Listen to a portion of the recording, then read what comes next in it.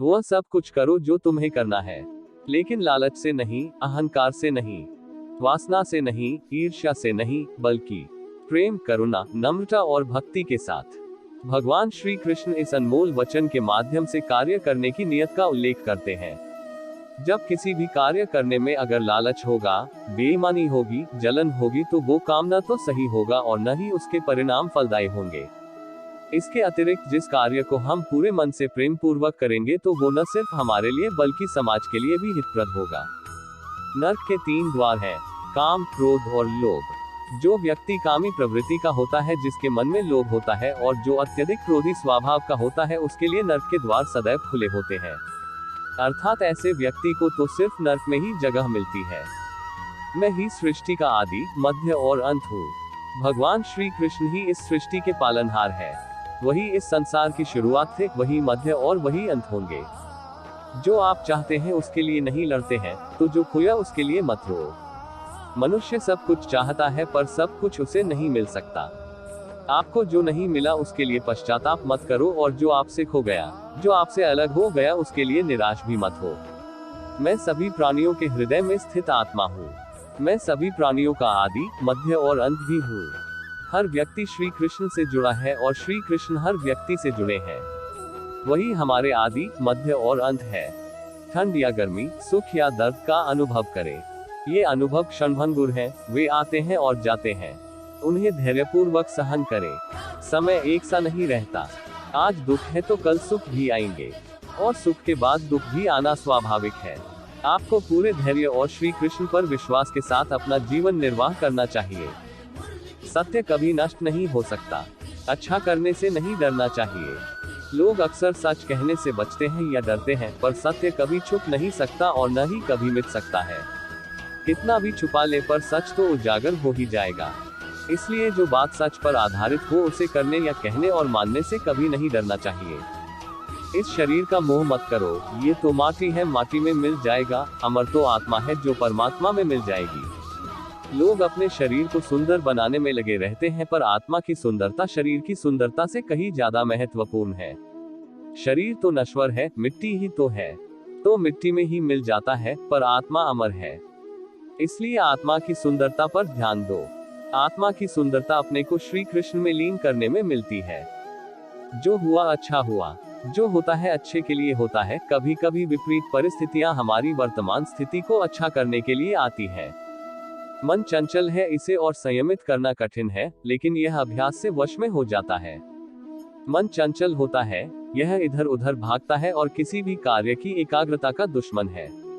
लेकिन यदि यह व्यक्ति के वश में हो जाए तो इससे अच्छा कोई मित्र नहीं है। मन को एकाग्र करना जरूरी है, बस थोड़े से प्रयास और अभ्यास की जरूरत है।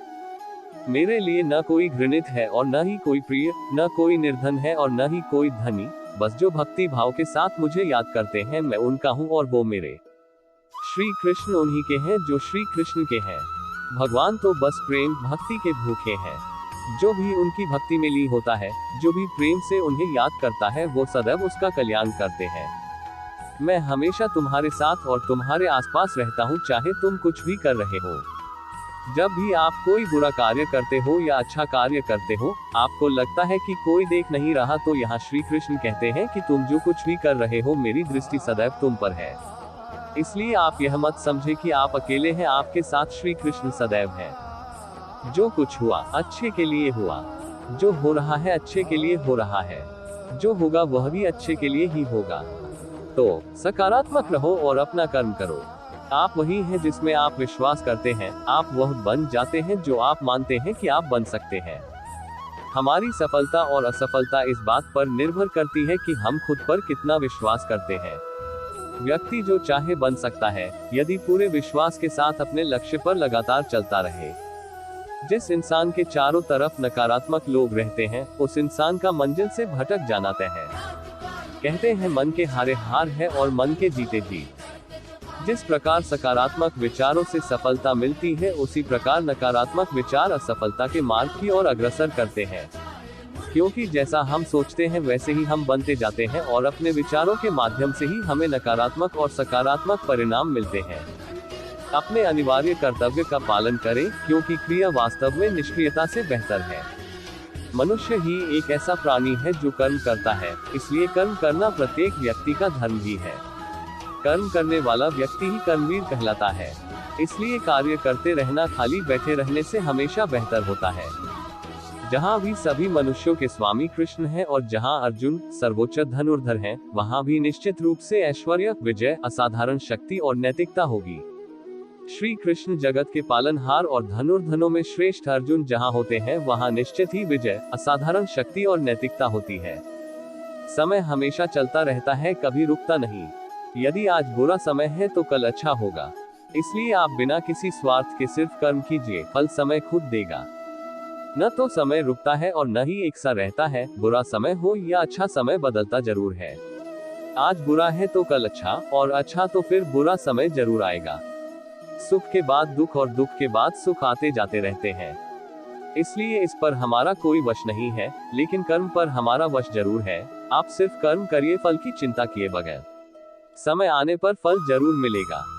जो अहंकार से मोहित हो जाता है, वह सोचता है मैं करता हूँ।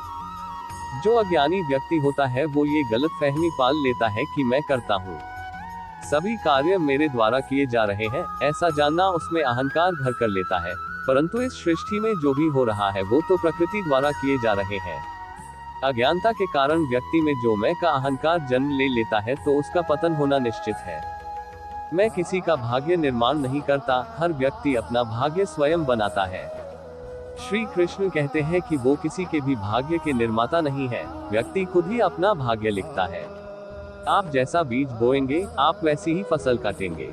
आप जैसा कर्म करेंगे, आपको वैसे ही परिणाम मिलेंगे। यदि विद्यार्थी मन लगाकर पढ़ाई करेंगे तो परीक्षा में सफल होंगे।